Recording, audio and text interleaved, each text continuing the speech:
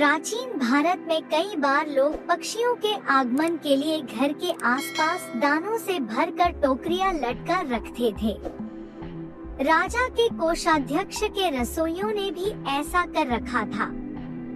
उन्हीं टोकरियों में से एक में एक कबूतर ने डेरा जमा रखा था, जो रात भर तो उसमें रहता, फिर शाम ढलते ही वापस अपनी टोकरी में लौट आता।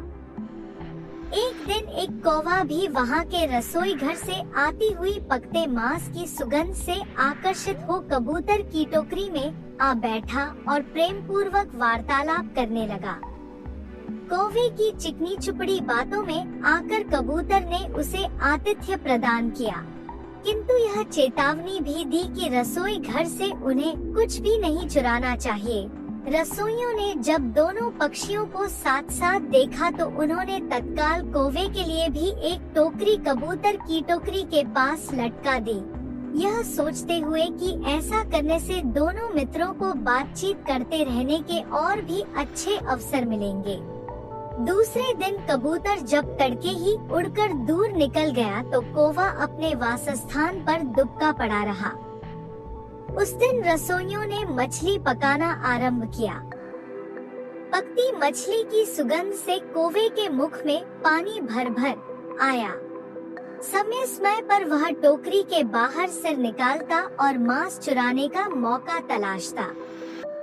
एक बार उसने जब देखा कि रसोई घर के रसोइये थोड़ी देर के लिए धूम्रपान के लिए बाहर निकले हुए थे, तब वह उड़ता हुआ नीचे आया और पकते मांस के एक बड़े से टुकड़े पर चोंच मार दी, जिससे हांडी के ऊपर रखा कड़छल नीचे गिर गया। गिरे कड़छुल की आवाज सुन एक रसोइया दौड़ता हुआ नीचे आया और कौवे की चोरी पकड़ ली। उसने तत्काल रसोई घर का द्वार बंद कर कौव को धर दबोचा और बड़ी बेरहमी से उसके पंखों को नोच उसे मिर्च मसालों में लपेटकर बाहर फेंक दिया। थोड़ी ही देर में कौवे के प्राण निकल गए। शाम को कबूतर जब अपने निवास स्थान को लौटा तो उसने कौवे के पंख और मृत देह को बाहर फेंका हुआ पाया। उसने तत्काल समझ लिया कि कौवा अपने लोभ का शिकार हो चुका था। कबूतर एक समझदार और दूरदर्शी पक्षी था। वह तत्काल उस स्थान को छोड़ दूसरे स्थान को प्रस्थान कर गया, क्योंकि हर कोई अपने साथियों की मूर्खता के दंड का भागी हो सकता है।